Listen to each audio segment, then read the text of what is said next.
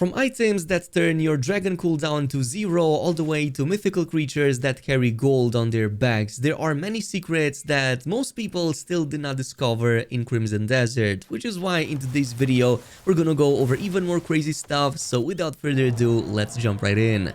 At number 1, let's talk about Nature's Snare, because this is an amazing ability that only now did I unlock, and this is useful both at trivializing some of the most annoying enemies, specifically ones that use ranged abilities, but also at collecting one of the most important resources, which is Brimstone. Very useful if you want to craft gold bars, for example. So if you decide to eventually do that, here's what I recommend. First, I recommend getting the Brimstone Immunity Mask, which you will find here outside of this shack up north in Daemoness. If you pay attention to this log here to the right side, you should find it upon it. I already got mine, so you can see how it looks like. From this point on, you want to equip it, and the best location to farm Brimstone in will be on this side of the map, in between the Deadfire Mountain and Hexe Sanctuary. There's a whole region with a ton of those Brimstone lakes you can now farm.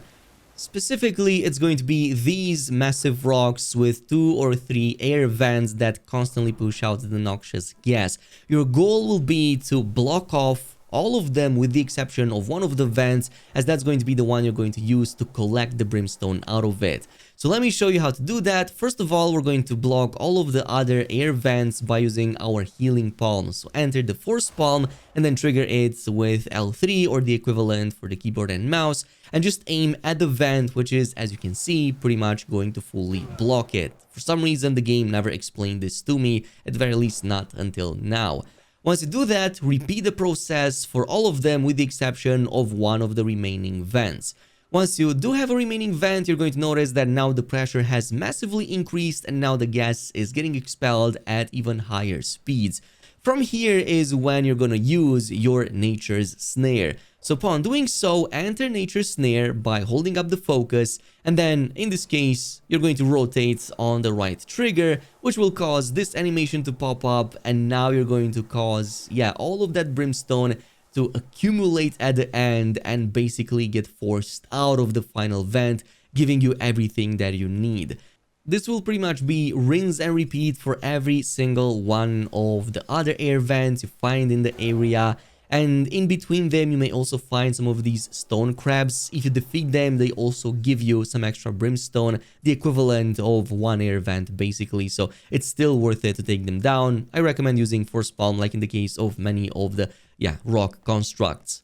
But like I said, Nature's Snare is not just useful at this, it's also useful in combat, especially if you're going against tougher enemies that use a ton of ranged attacks, even magical ones. You can use this to block everything off, even have it circled around and then repel it back if you have the 3 out of 3 upgrades for the Nature's Snare. It's absolutely going to be worth it, as there are zones, and especially in the sanctums, during which you're going to have to take down a ton of enemies that spam these abilities. Now, since we were on the subject of crafting gold bars, here's another thing you may have not known about Crimson Desert, and that's the fact that there's a mythical creature in this game, a hedgehog that literally carries a golden apple on its back, and it's been literally the most rare creature in the game. However, we can use this to craft a lot more gold bars than anything else in the game. So there are many ways and many locations in which you can find them in, but it's very rare, with one exception, and it seems that some Crimson Desert players found that the Grey Rock Dock on this side of the map in Daemoness permanently spawns them pretty much every few minutes. So if you go to this specific spot next to this house, there's probably other places in the location too, you will notice at least 2 hedgehogs with those golden apples on their backs emerging from the ground. And you can go ahead and hunt them down, but from this point on, you're going to notice that they drop their apples. And what you have to do is essentially equip any mask, because you have to steal them. Don't ask me why that has to be done, but you have to steal them. And once you do that, you can just leave the area and come back in. And I've actually farmed this place for a few minutes. You don't even have to fast travel, just move around the place. And by the time you do a whole sweep of the area, they will spawn back at the house relatively quickly. So at that point, you can go ahead and check them out once again, take them down and relieve them of that very heavy gold apple on their backs. But here is the thing about this. If you go to the witch's lair just a little bit south here of Payloon City, you can also retrieve a gold bar recipe. And with this, you can then go at any of the witches and craft a gold bar using any of those golden apples and some gold ore. In this case, it's 1 golden apple and 3 gold ore, which is probably the least expensive gold bar you can craft. And even if you don't want the 500 silver from it, you can still sell the golden apples directly for 100. Totally give it a go, but it's been one of the most interesting discoveries I have seen so far in this game. Moving on to number 2, you can use swarms of bees at your advantage to clear out rooms of NPCs, letting you steal things more easily without losing any reputation. So let me show you how to do that. If you head over here south in Hernand at essentially what's the Pollengarth Apiary, you can just run by these hives right here and hold down square to collect a ton of them pretty much in an instant. Your character will do that automatically. And by the way, if you follow the House Grace quest line, which will also bring you to this location at the apiary, you will also eventually get a beekeeping suit that gives you immunity to all of the bee stings you're going to suffer. So try to also have that at the same time. Once you do have that, here's what you can do with the bees in your arsenal, because now you can go in any room, and even if you drop just one of them, it's actually going to be a whole swarm. So upon unleashing it, you can see that everybody will start fleeing in panic. Now, you don't want to unleash too many swarms at the same time, otherwise they will start dealing damage, and that's going to give you a wanted level, because they will literally one-shot almost anything in the game. They will deal so much damage, even guards cannot resist. So the way you can use this now is, let's say for example you want to steal some value boxes at the bank, but now there's NPCs blocking it and they would see you if you were to steal them in broad daylight. Well, what you can do is drop a bunch of these bees and the swarms will take care of it for you. Well, in this case, I was kind of dropping way too many, so as you can see, it immediately gave me an assault wanted level. But it didn't matter because unfortunately this guard was not able to resist it for too long. But at the very least, now it would have theoretically given me clear room to steal everything without being detected had I only used 1 or a maximum of 2 swarms at the same time. Give it a shot, it's definitely a fun way of doing it. Moving on to number 3, probably the most annoying thing about the game is that whenever you go into the map menu and check some of the stronghold missions, it takes ages for you to load that area, which just wastes a lot of unnecessary time. Well, there's actually a fix for it in the settings menu. So if you go right here in language and gameplay, you can literally just turn off the view 3D stronghold details on the map. I recommend setting that to off, which is going to now make the loading of missions instantaneous. So now whenever you go in any location and want to check its information quickly or check what missions are available, now it's going to load instantaneous because it no longer loads the whole 3D map. Just give it a go, it's going to be useful for the next part. And that's going to bring us to point number 4, how to farm this item right here, which basically reduces the cooldown of Black Star, your dragon, from 1 hour to basically 0. So this item is called Narima's Horn, and I'm going to show you how to reliably farm it without having to constantly go through the same expedition over and over again. You literally only need 1 time expedition completion, but there's a reloading trick to it. So for this, we're going to farm one specific location, which is Time-Worn Ruins Excavation, specifically the Grey Main mission, not the one that you clear out the enemies yourself. So just clear the enemies yourself first, open up that mission chain, and from here you're going to send your Grey Mains into this expedition so that they can farm the Abyss gear you see here below total rewards. And the thing about this mission is that, as you can see, the reward is going to be random. It's going to be from the whole pool of apparently Abyss gear. And yes, this includes blueprint, like for example the blueprint for Infinite Arrows, I've seen it, but also the one for Narima's Horn. So this is why we're going to be using this one specifically, but we're only going to complete it once. And we're going to do that by save scamming. So let me show you the trick. First of all, send your Grey Mains in this expedition the normal way. It takes 3 in-game days to complete the task. Once you're on the final day and specifically lower than 12 hours before completion, you're going to want to perform a hard save. In my case, for example, you can see I have 9 more hours until the task will be fully complete, so I'm going to go ahead and perform a hard save before I get to sleep for 12 more hours. This way, in case I don't get the Narima's horn, I can go back to the save, rinse and repeat until I get it in my stash. So what I'm gonna do from this point on, with the 9 hours left, now I can go ahead and sleep. Make sure that you are able to sleep in those lower than 12 hours before completion. And once you do that, you can go ahead and now check your treasure. If it's not here, or if it doesn't give you what you want, go back to the hard save and rinse and repeat. And as you can see, I've repeated this many times, and every single time it gives me completely different blueprints. For example, sometimes it even gives me up to 3 or more blueprints for abyss gear that I normally couldn't even get otherwise. So you can still use this as a farming method for gear blueprints in case you want those instead of the dragon calling horn. So in the stash is where you're going to see it. Otherwise, if it doesn't appear for you, first I also recommend checking out the witch. There's a good chance that if you already farmed this spot, you already got Narima's horn unlocked by default, the recipe to craft the item. So give it a go to the witch. You may already have it over there, like how it was in my case, and I pretty much got it like a few dozen hours ago. But from this point on, you're going to notice you have 3 materials you need to grab in order to craft one of these Narima's horns. This includes 3 dragon claw horns, some stalactites, and some feathers. So let me show you where you can unlock every single one of them.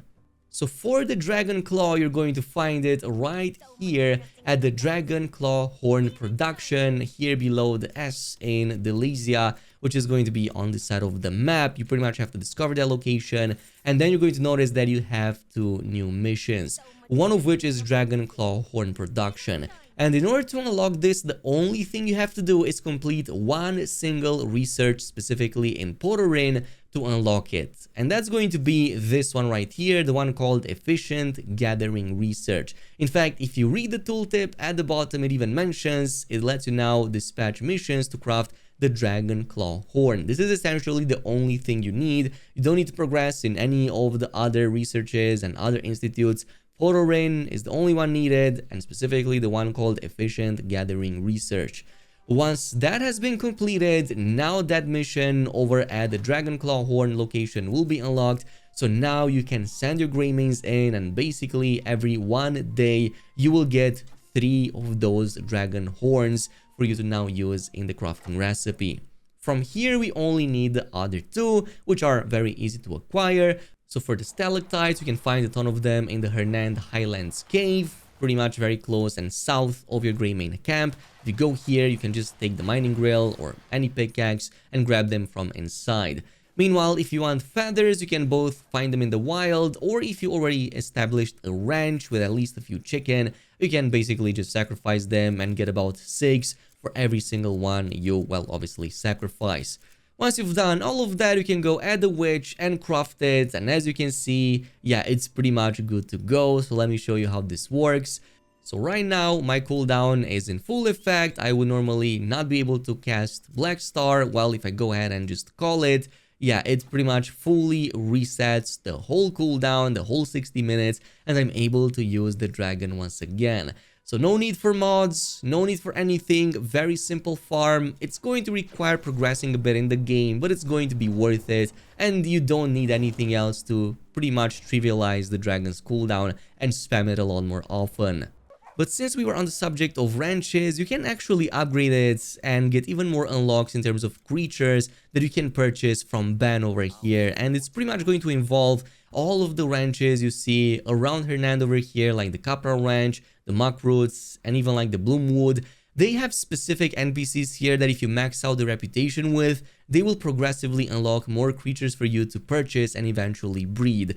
So start with Ben. You can actually improve your reputation to 100. He accepts money pouches, by the way, and if you fully max it out, he's now going to unlock and sell baby pigs at the ranch. You can easily do this right from the very beginning. I didn't even know this until like the 200-hour mark. From this point on, we're going to go to Ibano at the Capra pasture. You're going to find them right here in a side of the main courtyard. So if you give him money pouches or food or even lanterns, he's going to unlock baby goats back at the ranch. You can also go at the Mark Root Ranch. He's going to be here closer to the house basically, but he accepts the same items like Ibano, and he's going to unlock the calves over at the ranch. And finally, we also have William, which is the child that you helped out in the early stages. He's going to be at the Bloomwood, but specifically in the middle of the field where you finish the quest.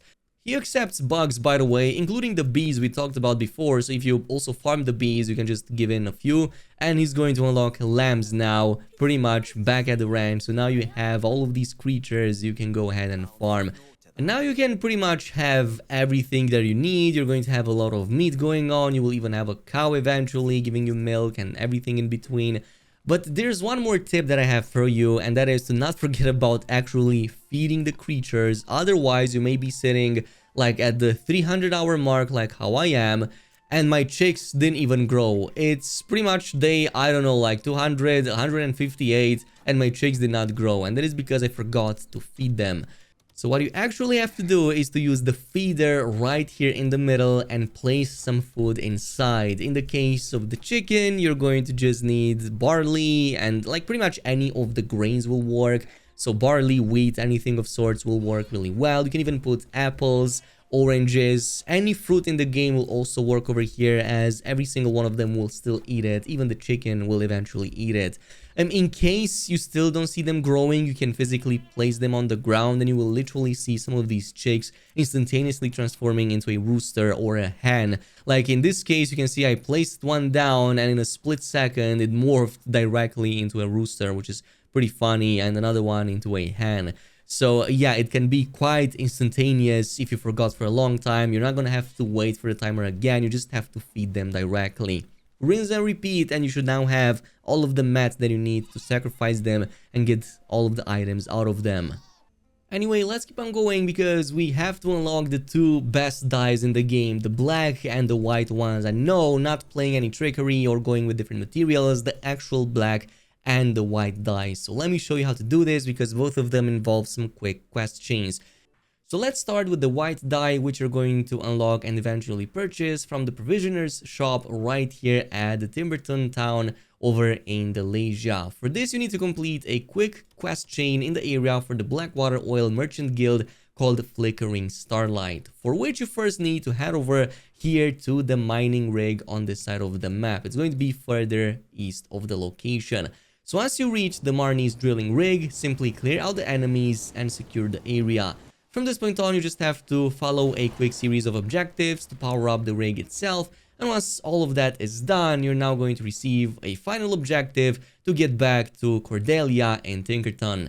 Once you are back at the location and have spoken to the NPC, the only thing you have to do is quickly fast travel and then get back again. And now if you keep an eye out for the provisioner's shop, you can purchase the white dye from him. It's now going to update its inventory with that item for you to consume. Then we have the black dye. This is going to take a little bit longer because, yeah, the quest series is a bit more involved. But this is going to start with the raiders in Muikan, which is going to be south here of Tashkelp. But you actually need to start at Tashkelp, so on your first visit over here, specifically to this location for the south of it, you should find one of these bounty posters, which will begin the whole mission for you. It's pretty much going to be on one of these pillars. The moment that triggers, it's going to open up this quest chain, Raiders in Muikan, and you can now go ahead to this location and fully liberate it. It's pretty much a 4-series quest chain that culminates with a fight.